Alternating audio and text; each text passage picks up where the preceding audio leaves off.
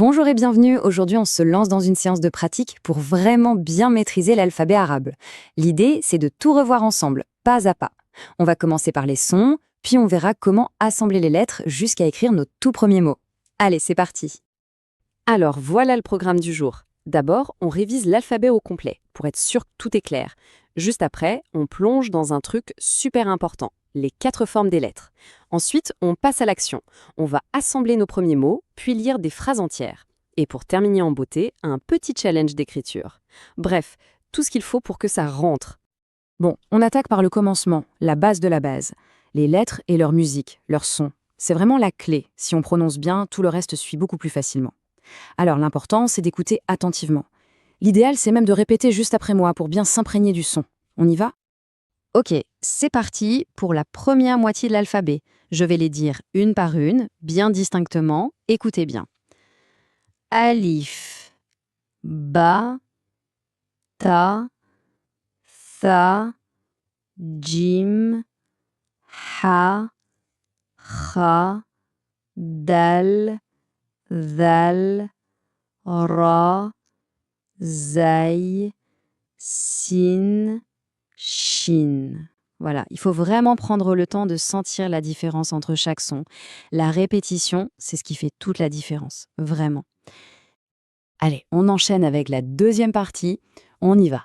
Sed, Ded, Ta, Va, Ain, Roin, Fa, Qof, Kaf, Lam, Mim, Noun, He, Wow, Ya. Super. C'est vraiment ça, l'étape cruciale, se faire l'oreille à toutes ces sonorités. Maintenant que tout ça est bien frais dans la tête, on peut passer à la suite. Bon, maintenant on aborde un point qui est vraiment au cœur de l'écriture arabe. C'est la façon dont les lettres s'attachent les unes aux autres. Ce n'est pas comme en français où les lettres sont posées les unes à côté des autres. Non. Ici, elles changent de forme pour se donner la main. C'est ça qui crée cette écriture si belle, si fluide.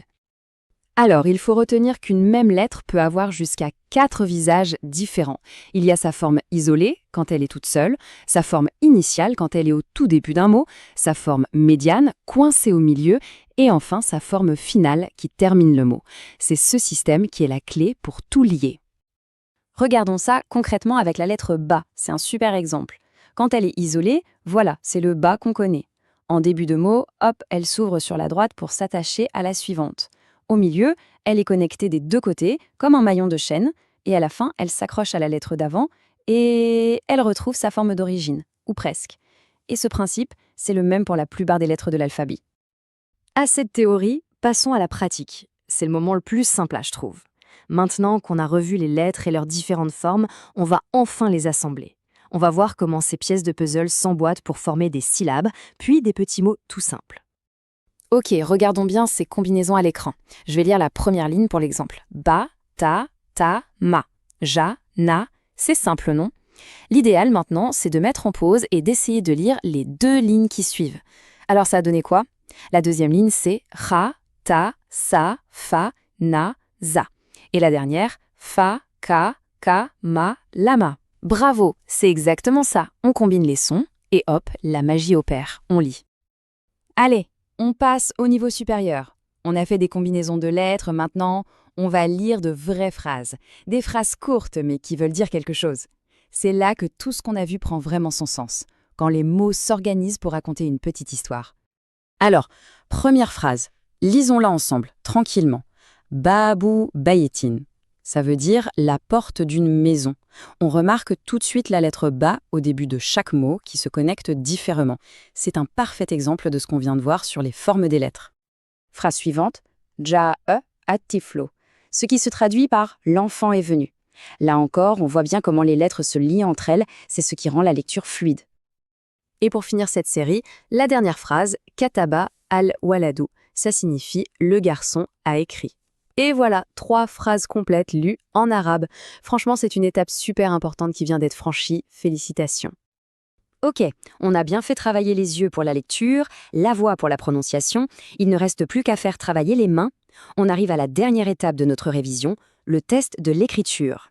C'est le moment où tout devient concret, où on passe de la reconnaissance à la création.